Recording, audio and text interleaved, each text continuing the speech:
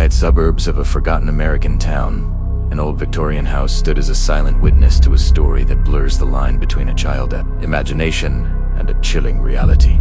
This is the story of Darcy Williams, a 7-year-old girl, and her porcelain doll, which she named Emily. The year was 1958, a time when life seemed simpler, safer. But for the Williams family, simplicity was about to be shattered by a series of inexplicable events, all centered around a single, silent toy. The doll, Emily, was a gift from Darcy's grandmother, an antique passed down through generations. With its glassy, unblinking eyes and a painted smile that never wavered, it was a beautiful, if somewhat unsettling, piece of craftsmanship. Darcy loved Emily with all her heart. She would talk to her, dress her in tiny handmade clothes, and tuck her into a miniature bed every night. For the first few weeks, it was the picture of a happy child and her favorite toy. But then, things began to change. It started subtly. Mrs. Williams would put the doll away in Darcy's toy chest at night, only to find it the next morning sitting on a chair in the corner of the room, its head slightly tilted, as if watching. At first, she dismissed it. Darcy must have gotten up in the night to play.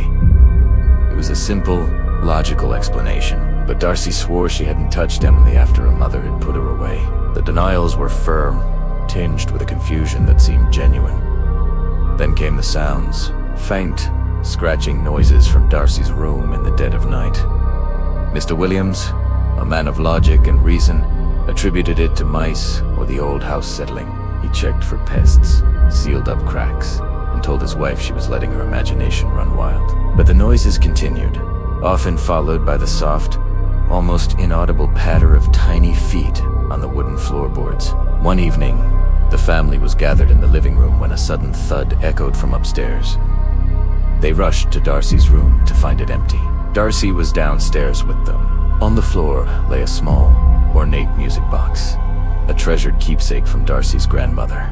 It was on the floor, its lid open, its delicate melody tinkling eerily in the silent room. But what froze them in their tracks was where it had come from. The music box was usually kept on a high shelf, far too high for a 7-year-old to reach, and sitting right beside it on the floor was Emily, the porcelain doll, her glass eyes seeming to stare directly at the fallen object. This incident marked a turning point. The feeling in the house grew heavy, charged with an unspoken tension. Darcy, once a bright and cheerful child, became withdrawn and fearful. She started having nightmares, waking up screaming about Emily walking. She claimed the doll would talk to her at night, whispering things she couldn't understand. She refused to be alone in her room, and she began to plead with her parents to get rid of the doll. Concerned for their daughter's mental state, Mr. and Mrs. Williams consulted a child psychologist. The doctor suggested Darcy was suffering from an overactive imagination, perhaps triggered by the stress of starting a new school year. He advised them to play along, to show Darcy that the doll was just a toy and had no power. So, one night, Mr. Williams decided to prove it once and for all, with Darcy and his wife watching. He took the doll and locked it inside a sturdy wooden chest at the foot of their own bed in their master bedroom. He turned the key, pocketed it, and assured Darcy that Emily couldn't possibly go anywhere. That night, for the first time in weeks, the house was still. There were no scratches, no pattering footsteps. A sense of relief washed over the Williams family. They had been foolish, letting a child's fantasy get the better of them. But their relief was short. The next morning, Mrs. Williams let out a scream that brought her husband running. There, in the middle of Darcy's bedroom, sat Emily the doll. It wasn't just out of the chest. It was back in Darcy's room, propped up against her pillow, its painted smile seeming wider, more sinister. Mr. Williams frantically checked the chest in their bedroom. It was still locked. The key was still in his pocket. There was no rational explanation. No one could have entered their locked bedroom, opened the locked chest without the key, and moved the doll.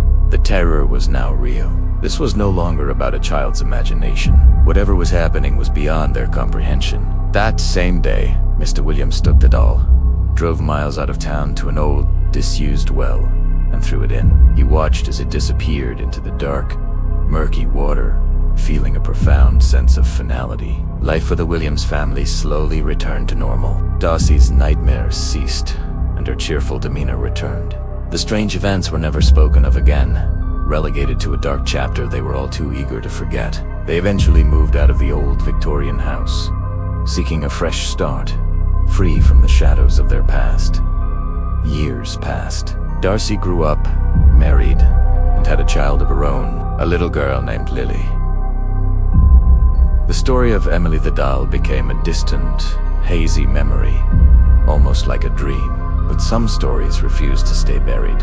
One Christmas, Darcy's mother, now a grandmother herself, gave Lily a present.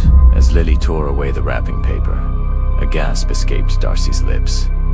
Her blood ran cold. Staring back at her were the same glassy eyes, the same unblinking expression, the same painted smile. It was Emily. The doll was slightly more worn, its dress faded and stained with what looked like algae, but it was unmistakably the same one her father had thrown down a well 30 years prior. Her mother explained that a collector had found it during a drought when the old well had dried up. He had cleaned it up and sold it at an antique fair, where, by a 1 in a million chance, she had spotted it, thinking it would be a nostalgic gift for her granddaughter. Darcy, her face pale with horror, tried to explain, to warn her mother, but her words came out as a panic jumble. How could she explain the impossible? That night, history began to repeat itself. Faint scratching sounds emanated from Lily's room. Objects were mysteriously moved. Lily began waking from nightmares, talking about the doll that walked at night. The Williams family curse, it seemed, had not been broken. It had only been dormant, waiting for a new generation. The case of Darcy Williams and the walking doll remains one of the most unsettling, unexplained paranormal accounts in American folklore. There are no official records, no police reports, only the terrified testimony of a family haunted by a child's toy. Was it a case of mass hysteria?